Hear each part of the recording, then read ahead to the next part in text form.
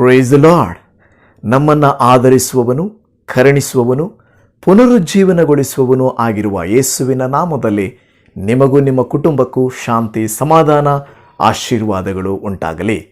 ಈ ಒಂದು ವಿಡಿಯೋದಲ್ಲಿ ನಾವು ರೆಸ್ಟೋರೇಷನ್ ಅಂದರೆ ನಾವು ನಮ್ಮ ಜೀವಿತದಲ್ಲಿ ಕಳೆದುಕೊಂಡದ್ದನ್ನು ಮರಳಿ ಪಡೆಯುವಂಥದ್ದು ಹೇಗೆ, ದೇವರ ಅನುಗ್ರಹವನ್ನು ಪುನರುಜ್ಜೀವನವಾಗಿ ಹಿಂತಿರುಗಿ ಪಡೆಯುವುದು ಹೇಗೆ ಎಂಬುದಾಗಿ ಕೆಲವು ವಿಚಾರಗಳನ್ನು ಮಾತನಾಡಿಕೊಳ್ಳೋಣ. ಮತ್ತು ಉನ್ನತದಲ್ಲಿದ್ದಂಥ ಒಬ್ಬ ವ್ಯಕ್ತಿ ಆತನ ಜೀವಿತದಲ್ಲಿ ಪಾಪದ ನಿಮಿತ್ತವಾಗಿ, ವ್ಯಕ್ತಿಗಳ ನಿಮಿತ್ತವಾಗಿ ಕಳೆದುಕೊಂಡ ಆಶೀರ್ವಾದವನ್ನು ದೇವರು ಹೇಗೆ ಮತ್ತೆ ಹಿಂತಿರುಗಿಸಿ ಕೊಟ್ಟರು ಎಂಬುದನ್ನು ನಾವು ಉದಾಹರಣೆಯ ರೂಪದಲ್ಲಿ ವ್ಯಕ್ತಿಯ ಜೀವಿತವನ್ನು ಕಲಿಯುವುದರ ಮೂಲಕವಾಗಿ ನಮ್ಮನ್ನೇ ಹೋಲಿಕೆ ಮಾಡಿಕೊಂಡು ಕಲಿತುಕೊಳ್ಳೋಣ.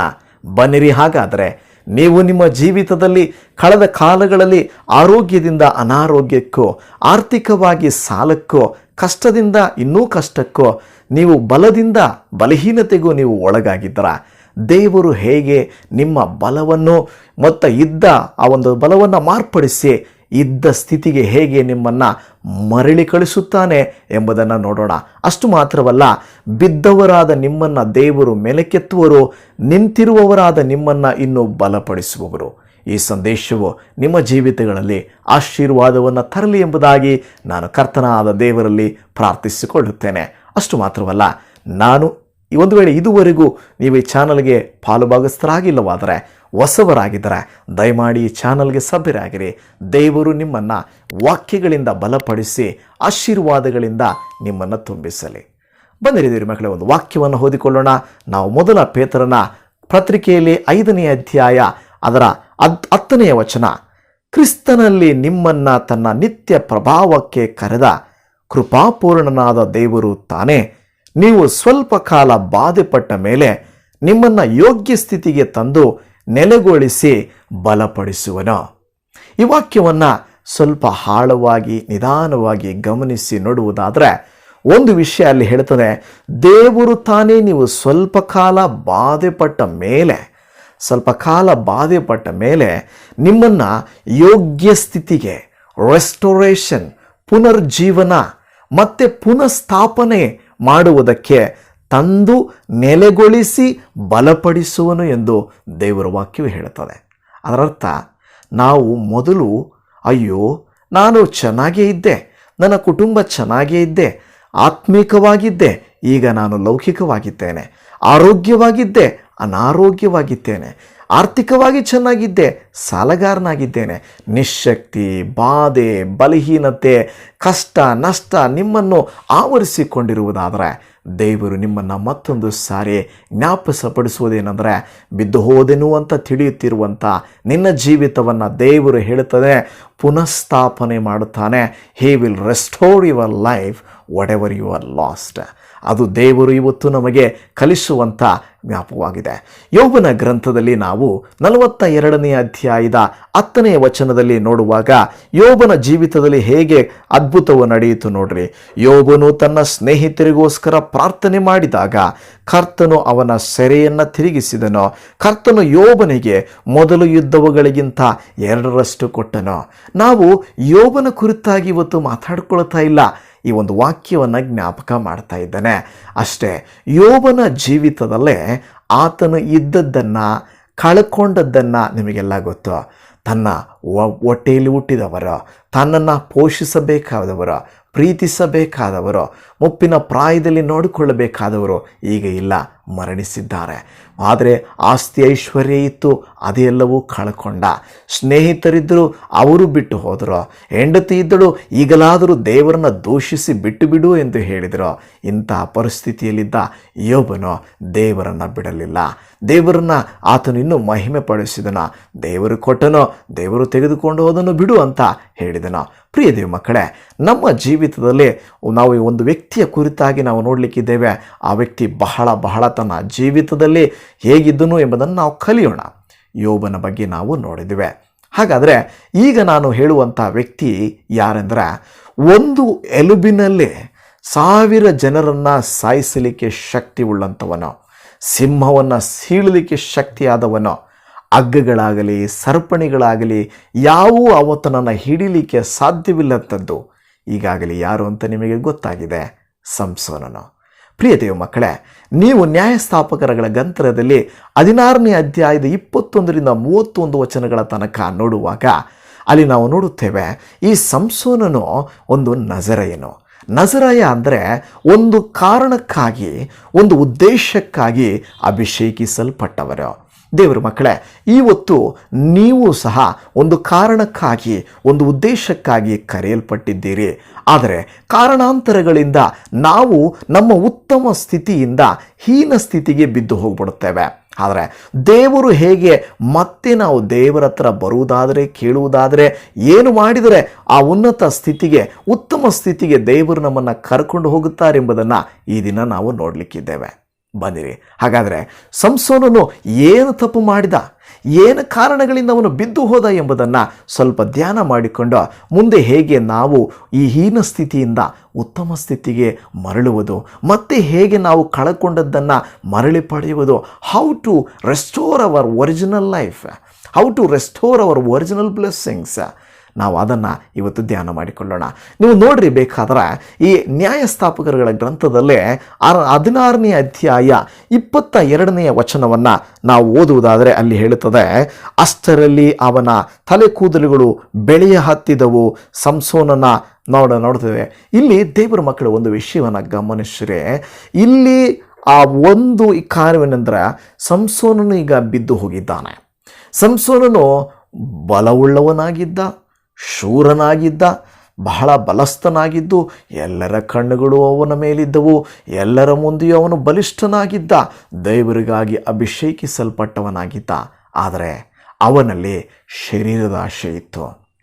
ದೇವರ ಮಕ್ಕಳೇ, ಹೌದು, ಈ ಲೋಕದಲ್ಲಿ ನಮ್ಮನ್ನು ಕೆಡಿಸುವುದು ಶರೀರದಾಶೆ, ನೇತ್ರಾಶೆ, ಬದುಕು ಬಾಳಿನ ಡಂಬ. ಇವುಗಳನ್ನು ಕಂಟ್ರೋಲ್ ಮಾಡಿದರೆ ನಾವು ಜಯಶಾಲಿಗಳಾಗ್ತೇವೆ, ಇಲ್ಲ ಅಂದರೆ ಬಿದ್ದು ಹೋಗ್ತೇವೆ. ದೇವ ಮಕ್ಕಳೇ, ನಾವು ಅನೇಕ ಸಾರಿ ಶರೀರದಾಶೆ, ನೇತ್ರಾಶೆ, ಬದುಕು ಬಾಳಿನ ಡಂಬದ ಮೂಲಕವಾಗಿ ಬಿದ್ದು ಹೋಗ್ತೇವೆ. ಅದೇ ರೀತಿಯಲ್ಲಿ ಸಂಸೋನನು ದಲೀಲಳ ಮಾತಿಗೆ ಬಿದ್ದು ಹೋದನು. ನಯವಾಗಿ ಆಕೆಯು ಈತನನ್ನು ವಂಚನೆ ಮಾಡಿದರು. ನಿಮ್ಮ ಜೀವಿತದಲ್ಲಿ ಯಾವ ಕಾರಣವೂ ನಿಮ್ಮನ್ನು ಬಲಹೀನ ಮಾಡಿ ನಮ್ಮನ್ನು ಓಡಿಸ್ಬಿಡ್ತದೆ, ನಮ್ಮನ್ನು ಬಲಹೀನ ಮಾಡುತ್ತದೆ ಎಂಬುದಾಗಿ ನೋಡುವಾಗ ತುಂಬ ಕಷ್ಟಕರ. ನಾನು ಹೇಳುತ್ತೇನೆ, ನೀವು ನಾನು ಬಿದ್ದು ಹೋಗಲು ಕೆಲವು ಕಾರಣಗಳಿದ್ದಾವೆ. ಅದರಲ್ಲಿ ಮೊದಲನೇ ಕಾರಣ ನಮ್ಮ ಶತ್ರು. ನಮ್ಮ ಶತ್ರುಗಳು, ಅವರು ಮನುಷ್ಯರಾಗಿರಬಹುದು, ಸೈತಾನನಾಗಿರಬಹುದು.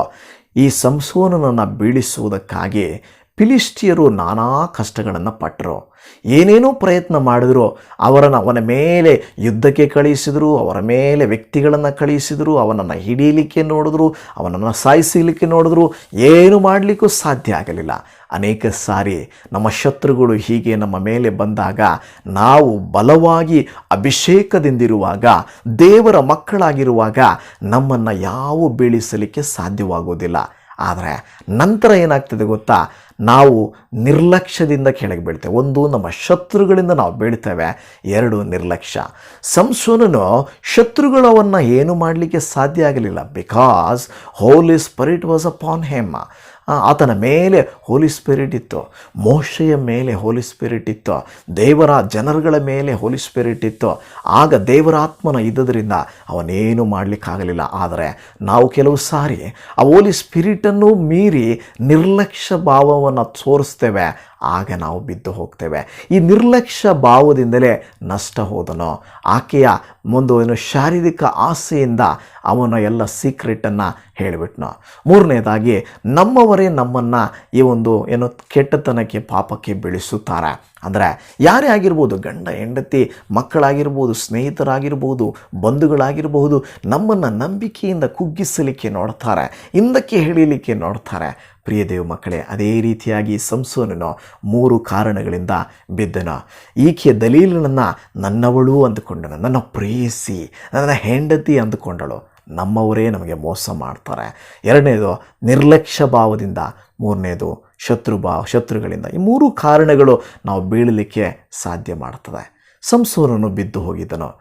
ಈಗ ಅವನು ತನ್ನ ಜೀವಿತವೂ ಹೀಗಾಯಿತಲ್ಲ, ದೇವರೇ ನನ್ನ ಮೇಲೆ ಕರುಣೆ ತೋರಿಸು, ನನಗೊಂದು ಅವಕಾಶವನ್ನು ಕೊಡು ಎಂದು ಬೇಡುವಾಗ ದೇವರು ಮತ್ತೆ ಅವನ ಜೀವಿತವನ್ನು ಚಿಗುರಿಸಿದನು, ಅವನ ಬಲಹೀನತೆಯನ್ನು ಬಲಪಡಿಸಿದನು, ಅವನ ಕಾರ್ಯಗಳು ಮತ್ತೆ ಸಫಲ ಮಾಡುವುದಕ್ಕೆ ಪ್ರಯಾಸಪಟ್ಟನು. ಒಂದು ಸಾರಿ ಕೇಳಿದ ಅವನು, ಜೀವಿತವೆಲ್ಲ ಕೇಳ್ಬೋದಾಗಿತ್ತು ನನಗನ್ನಿಸುತ್ತೆ, ಆದರೆ ದೇವರೇ ಒಂದೇ ಒಂದು ಅವಕಾಶ ಕೊಡು ಅಂತ ಹೇಳಿದಾಗ ದೇವರು ಒಂದು ಅದ್ಭುತವಾದ ಕಾರ್ಯವನ್ನು ಮಾಡ್ತಾನೆ. ಅಲ್ಲಿ 16ನೇ ಅಧ್ಯಾಯ 22ನೇ ವಚನ, ಅಷ್ಟರಲ್ಲಿ ಅವನ ತಲೆ ಕೂದಲುಗಳು ಬೆಳೆಯ ಹತ್ತಿದವು. ನೀವು ತಲೆ ಕೂದಲು ಇಮ್ಮಿಡಿಯೇಟಾಗಿ ಬೆಳೆದಿರೋದನ್ನು ನೀವು ನೋಡಿದ್ದೀರಾ ಎಲ್ಲಾದರೂ? ಹಾಗೆ ನೀವು ಶೇವ್ ಮಾಡ್ತೀರ ನಿಮ್ಮ ತಲೆಯನ್ನು, ಅವರ ತಲೆಯನ್ನು ನಾವು ನೋಡ್ತೇವೆ, ಅವರು ಶೇವ್ ಮಾಡಿಬಿಟ್ರು. ಅಷ್ಟಲ್ಲ, ಅವನನ್ನು ಹಿಡಿದು ಕಣ್ಣುಗಳನ್ನು ಕಿತ್ತು ಹಾಕಿದ್ರು, ಕಬ್ಬಿಣದ ಬೇಡಿಗಳನ್ನು ಹಾಕಿ ಸೆರೆಮನೆಯಲ್ಲಿ ಬೀಸುವುದಕ್ಕೆ ಹಚ್ಚಿದರು. ಅಲ್ಲಿ ನೋಡ್ತೇವೆ ದೇವ್ರ ಮಕ್ಕಳೇ, ಕಣ್ಣುಗಳು ಕೀಳಲ್ಪಟ್ಟಿದ್ದವು, ತಲೆ ಕೂದಲು ಪೂರ್ಣವಾಗಿ ಶೇವ್ ಮಾಡಿಬಿಟ್ಟಿದ್ರು. ನಾವು ನೋಡುತ್ತೇವೆ, ನಾವು ಒಂದು ವೇಳೆ ಕೂದಲುಗಳು ಬೆಳೆಯಬೇಕಾದ್ರೆ ಒಂದು ಸ್ವಲ್ಪ ಬೆಳಿಬೇಕಾದ್ರೆ ನಮಗೆ ಒಂದು ವೀಕ್ ಬೇಕು, ಒಂಚೂರು ಬೆಳಿಬೇಕು, 1:8 ಅಂತ ಹೇಳ್ತಾರೆ.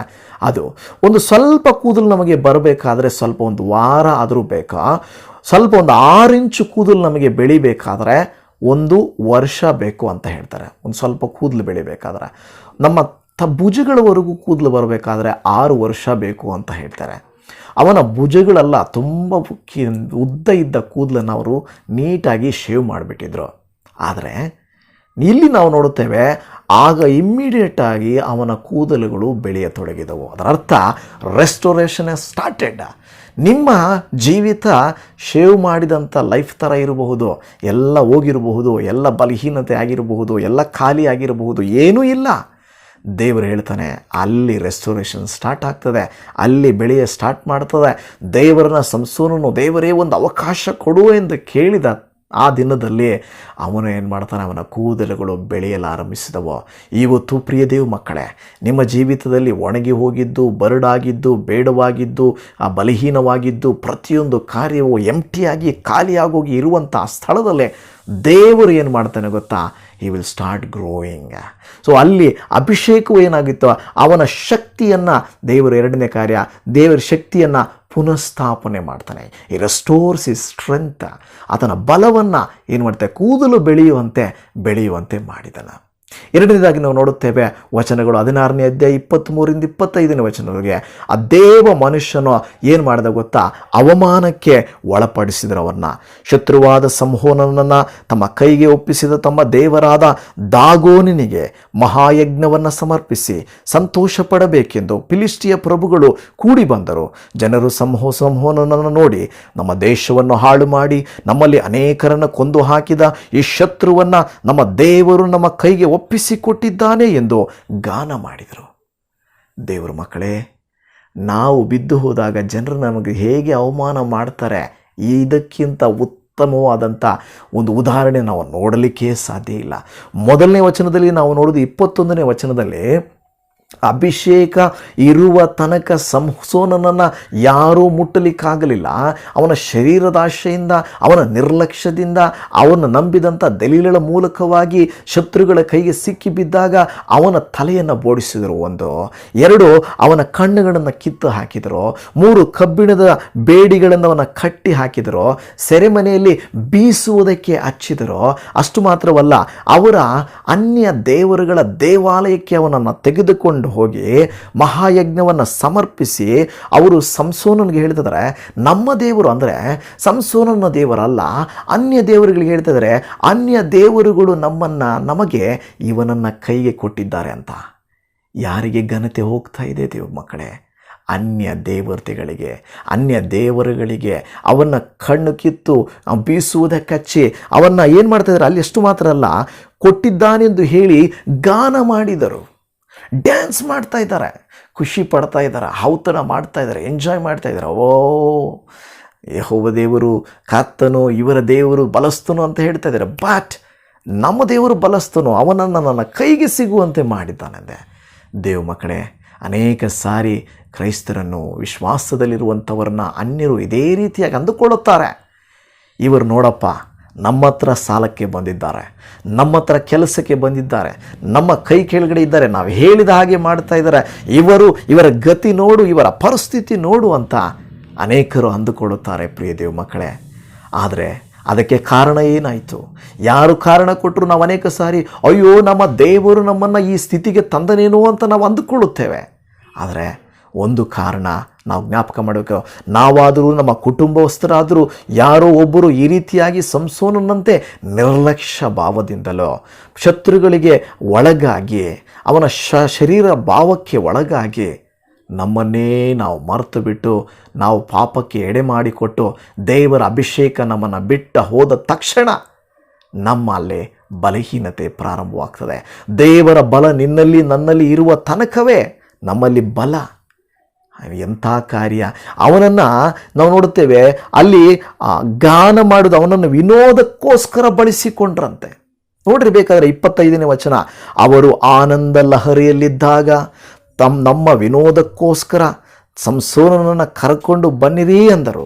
ಅದರಂತೆ ಸಂಸೋನನನ್ನು ಸೆರೆಯಿಂದ ಕರ್ಕೊಂಡು ಬಂದರು. ಅವನ 2 ಸ್ತಂಭಗಳ ನಡುವೆ ನಿಂತು ವಿನೋದ ಮಾಡಬೇಕಾಯಿತು. ಅಭಿಷೇಕದಿಂದಿದ್ದಂಥ ದೇವಭಕ್ತನು, ಒಂಟಿ ಕೈಯಲ್ಲಿ 1000 ಜನರನ್ನು ಎಲುಬಿನಲ್ಲಿ ಸಾಯಿಸಲಿಕ್ಕೆ ಶಕ್ತನಾದವನು, ಹಗ್ಗಗಳನ್ನು, ಸರ್ಪಗಳನ್ನು, ಗೋಡೆಗಳನ್ನು, ಸಿಂಹಗಳನ್ನು ಸೀಳಲಿಕ್ಕೆ ಶಕ್ತನಾದವನು ಈಗ ಜೋಕರ್ ಆಗಿಬಿಟ್ಟಿದ್ದಾನೆ. Hero is zero without the help of God, without Holy Spirit, without anointment. Everything is gone, everything is gone. ಪ್ರತಿಯೊಂದು ಹೋಯಿತು. ನೀವು ನಾನು ದೇವ ಮಕ್ಕಳೇ, ನಾವೇ ಅನೇಕ ಸಾರಿ ಇದೇ ಹೇಳ್ತಾ ಇರ್ತೇವೆ, ದೇವರೇ ನನ್ನ ಲೈಫ್ ಯಾಕೆ ಹೀಗಾಯ್ತಪ್ಪ, ಯಾಕೆ ಹೀಗಾಯಿತು, ಹೇಗಿದ್ದೆ ನಾನು, ಹೀಗಾದೆ ಯಾಕೆ ದೇವರೇ, ಯಾಕೆ, ವೈ ವೈ ವೈ ಅಂತ ನಾವು ಕೇಳ್ತೀವಿ. ಯಾಕೆ ಯಾಕೆ ಯಾಕೆ ಅಂತ ಕೇಳ್ತೀವಿ. Can U see your faults? ನೀ ಅಭಿಷೇಕವನ್ನು ಹೋಗಲಿಕ್ಕೆ ಕಾರಣ ಏನು ಅಂತ ಹುಡುಕಿದೆಯಾ? ಪ್ರಾರ್ಥನೆ ಮಾಡಿದೆಯಾ? ದೇವ್ರನ್ನ ಕೇಳಿದೆಯಾ?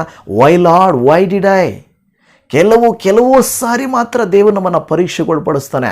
But most of the times the devil, Satan, ನಮ್ಮ ದುಷ್ಟನು, ನಮ್ಮ ಶತ್ರುವು ನಮ್ಮನ್ನು ಬೀಳಿಸಲಿಕ್ಕೆ ಒಂದು ಬಲಹೀನತೆ, ಒಂದು ಶೋಧನೆ, ಒಂದು ಕಷ್ಟ ನಮಗೆ ಕೊಟ್ಟಾಗ ನಾವು ಬಿದ್ದು ಹೋಗ್ತೇವೆ.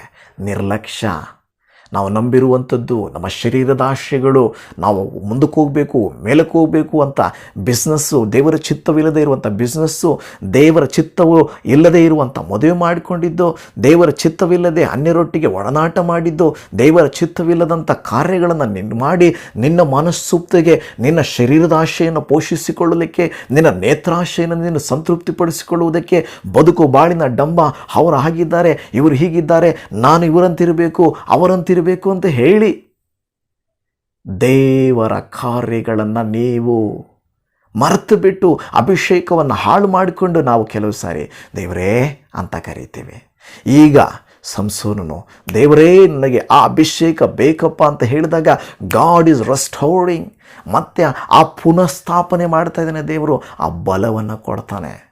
ನಾವಲ್ಲಿ ನೋಡುತ್ತೇವೆ, ಅವನು ಬದುಕಿದ್ದ ದಿನದಲ್ಲಿ ಶತ್ರುಗಳನ್ನು ಎಷ್ಟು ಜನರು ಸಾಯಿಸಿದನೋ ಅದಕ್ಕಿಂತ ಎಷ್ಟೋ ಪಟ್ಟು ಹೆಚ್ಚಾಗಿ ಒಂದೇ ದಿವಸದಲ್ಲಿ ಒಂದೇ ಸಾರಿ ಮಾಡಿದರು. ದೇವ್ರ ಮಕ್ಕಳೇ, ಸಣ್ಣ ಸಣ್ಣ ಸಣ್ಣ ಸಣ್ಣ ಸಾಲಗಳು ನಿಮ್ಮನ್ನು ಕೆಳಗೆ ಬೀಳಿಸ್ತಾ ಇದ್ದೀವಾ?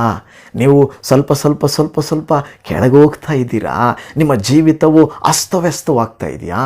ಏನಾಗ್ತಾ ಇದೋ ಗೊತ್ತಿಲ್ಲ, ಎಲ್ಲೋ ಒಂದು ಊಬಿಯಲ್ಲಿ ಮುಳುಗೋಗ್ತಾ ಇರುವಂತೆ ಸ್ವಲ್ಪ ಸ್ವಲ್ಪ ಸ್ವಲ್ಪ ಸ್ವಲ್ಪ ಹೋಗ್ತಾ ಇದೆಯಾ? ನಿಮ್ಮ ಜೀವನದಲ್ಲಿ ಜೀವನವೆಲ್ಲ ನೀವು ಕಳ್ಕೊಂಡಿದ್ದನ್ನು ಒಂದೇ ಸಾರಿ ದೇವರು ಎಲ್ಲವನ್ನ ಸೇರಿಸಿ ಒಂದೇ ಸಾರಿ ರೆಸ್ಟೋರ್ ಮಾಡಲಿಕ್ಕೆ ದೇವರು ಶಕ್ತನಾಗಿದ್ದಾನೆ. ಪ್ರಿಯ ಮಕ್ಕಳೇ, ನಂಬುತ್ತೀರಾ? ಹಲ್ಲೆಲೂಯಾ. ಸಂಸೋನನ ಜೀವಿತವೆಲ್ಲ ಮಾಡಲಾಗದಿರುವಂಥ ಕಾರ್ಯ ಒಂದೇ ದಿವಸದಲ್ಲಿ ಮಾಡಿದ್ರು. ಕೂದಲು ಬೆಳೆಯಲಾರಂಭಿಸಿದವು, ಬಲವು ಬಂತು, ಎಳೆದು ಬಿದ್ದಾಗ ಶತ್ರುಗಳು ಸರ್ವನಾಶವಾದರು. ನಮ್ಮ ಮ್ಯಾನ್, ನಿನ್ನ ಸಾಲಗಳು ಒಂದೇ ಕ್ಷಣದಲ್ಲಿ ಮಾಯ ಆಗ್ತದೆ.